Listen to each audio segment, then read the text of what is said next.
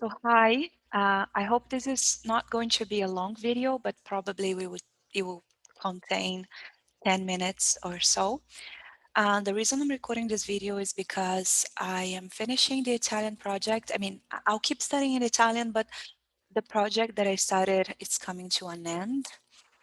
And I was considering to do this in Italian. I would love to, but my Italian isn't as good as my English.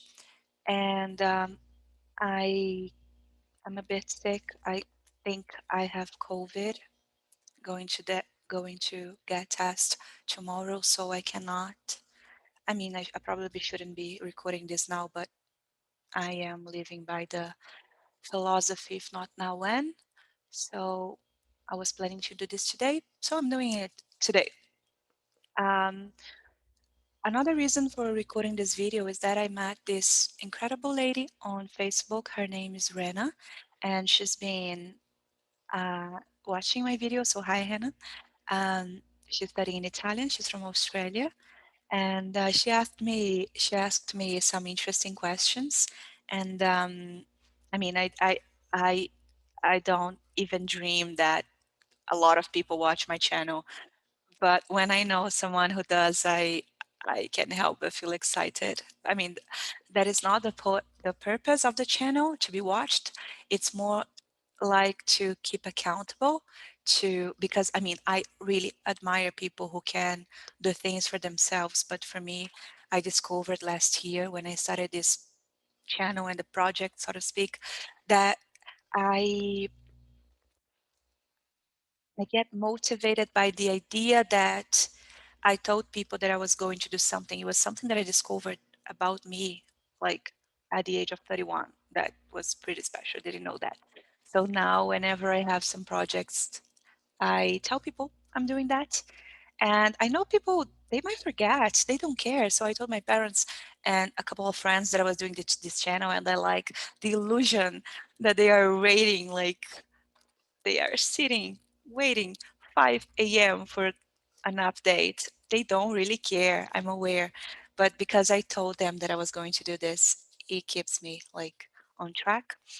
And the reason that I need this is because I I've been studying languages forever, since I was 15, but without consistency. I would book lessons, I would decide like a language that I've been jumping in and off. It's Hungarian. So I wake up some days and I'm like, I'm going to study Hungarian.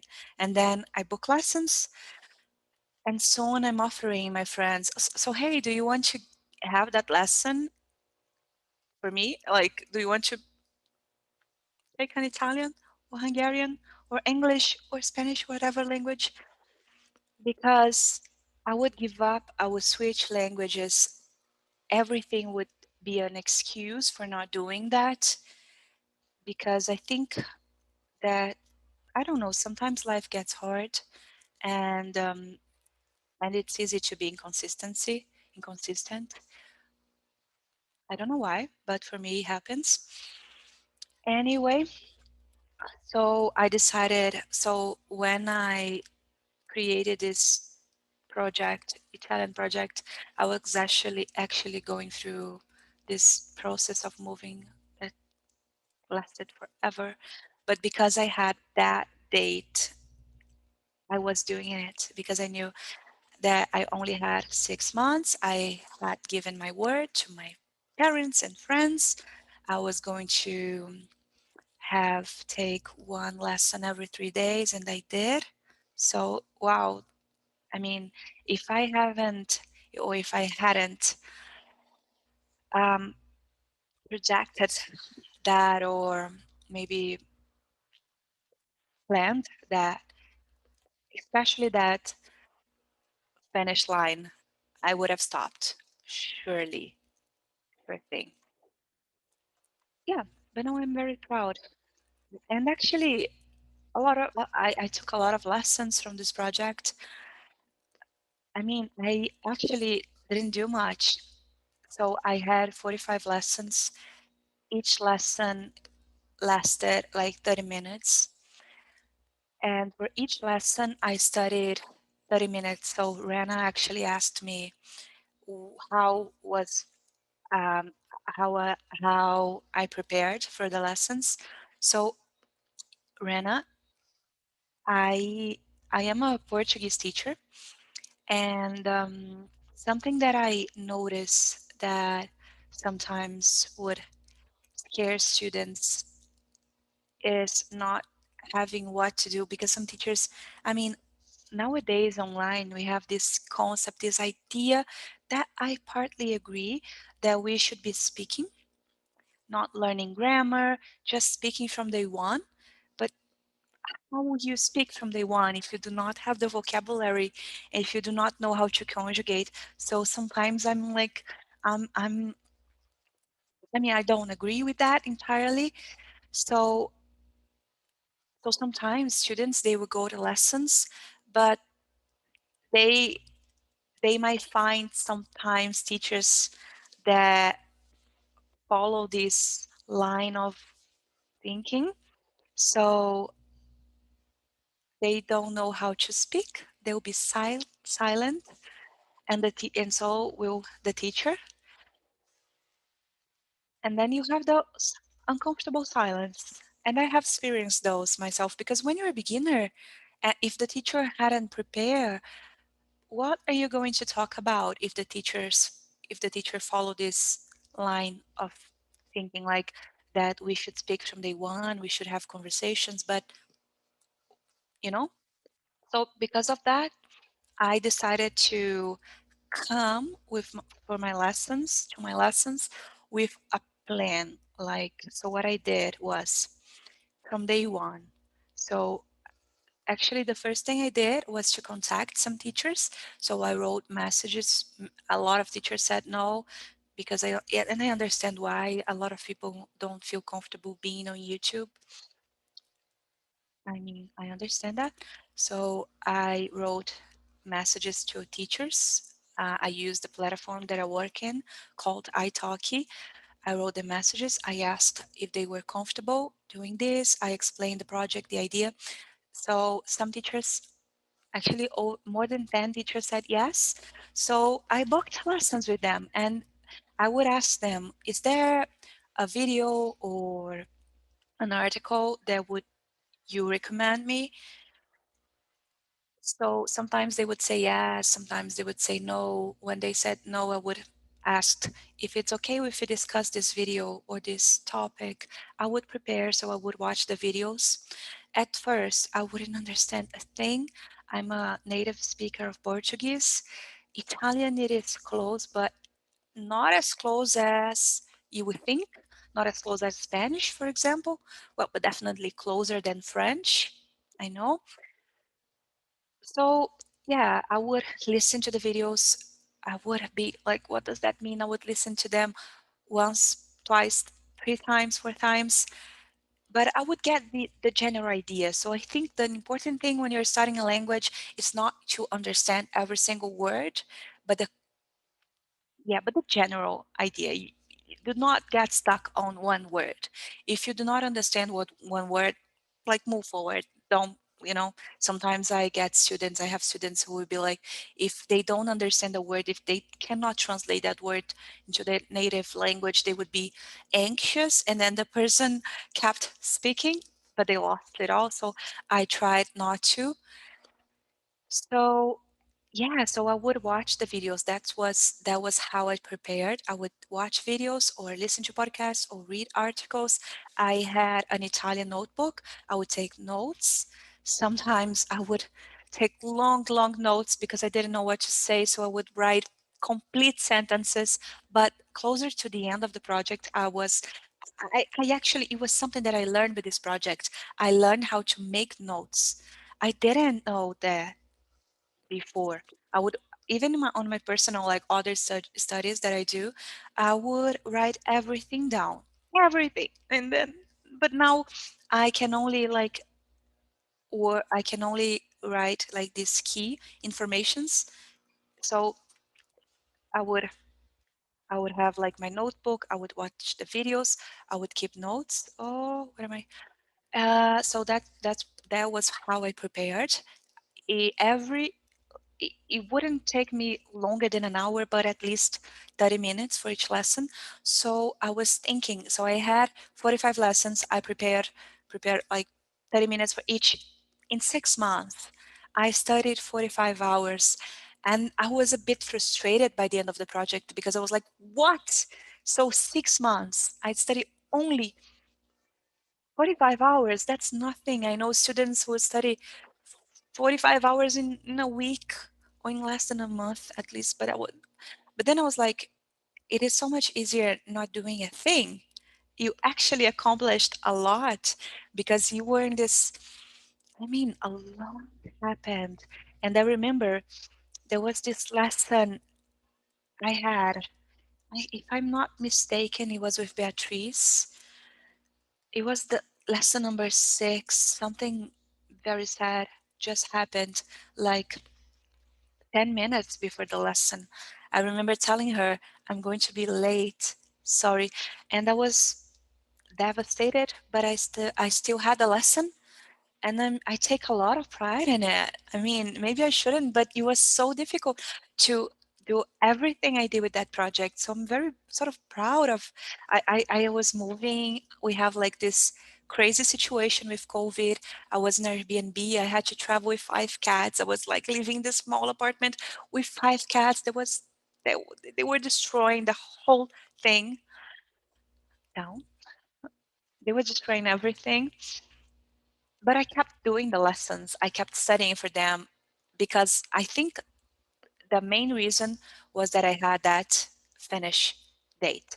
So something that I recommend to my friends now or whoever wants that advice, that free advice, is that whatever you're doing, set up a date to start and to finish. Because if you have a finish line, it will keep you like, even on the days that you do not feel like, it will motivate because it's very easy to quit things when life isn't well.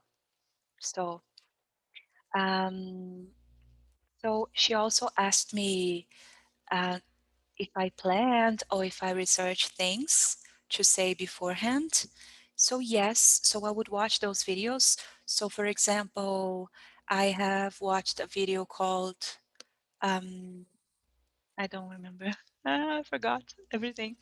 But for example, the last video that I record for the new project, the new Italian project that I'll talk shortly, was called Dodici regole per la vita.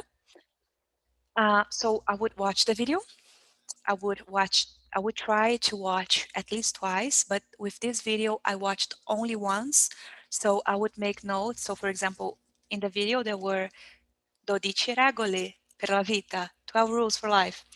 So I would write every rule and sometimes some keywords. So I would like, not here, not here. Yeah. So I would read it would help me like to write the main information about the video. So that's the way I prepared.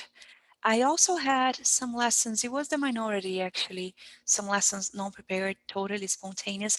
Usually in English, I have more spontaneous lessons because I I think my level is higher.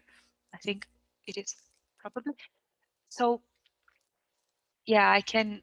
I mean, but in Italian in the future, I would love to do that to have more spontaneous because in life, life happens spontaneously, doesn't it? So yeah, how much time do you spend doing this? She asked. Yeah, so at least 30 minutes for preparation, but usually more. If I was doing what I think it should be done, at least 1 hour for each lesson. So every 30 minutes lesson, an hour of preparation. I think that would be the ideal for me. And she also asked if I review my lessons afterwards in any way. Yes, I do think that the majority of the views, I mean, doesn't, my videos don't have many views, but actually I would say that half of the views are mine.